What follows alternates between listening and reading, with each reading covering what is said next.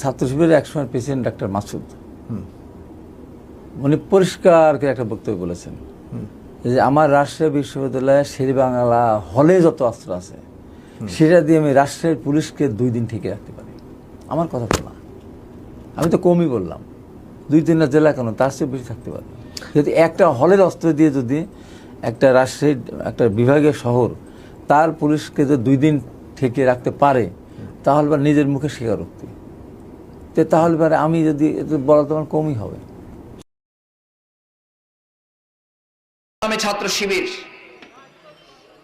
যখন হাঁটিয়ে পা পা করে তার যাত্রা শুরু করেছে, সকল ছাত্র সংগঠন বিরোধী বাম সংগঠনগুলো এক হয়েছে, নাম দিয়েছে সর্বদলীয় সংগ্রাম পরিষদ। মাইকিং করেছে ছাত্র শিবিরকে বিশ্ববিদ্যালয় থেকে এক নিমেষে মুছে ফেলার জন্য এত তারিখে তাদের বিরুদ্ধে এক দুর্বার সংগ্রাম গড়ে তোলা হবে।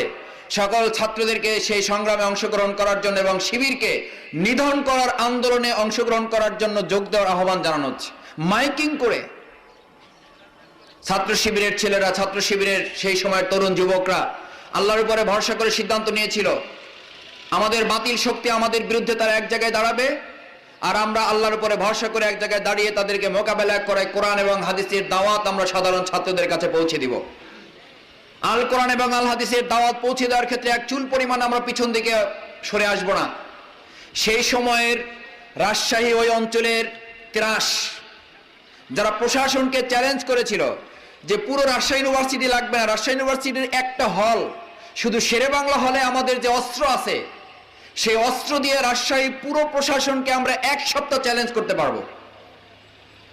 সুতরাং ছাত্র শিবির তো প্রশ্নই ওঠে না, ছাত্র শিবিরকে তো আমরা পাত্তাই দেই না, এটা 2 মিনিটের ব্যাপার। পুরো রাজশাহী প্রশাসনকে 1 সপ্তাহ চ্যালেঞ্জ করার ক্ষমতা রাখতো তারা।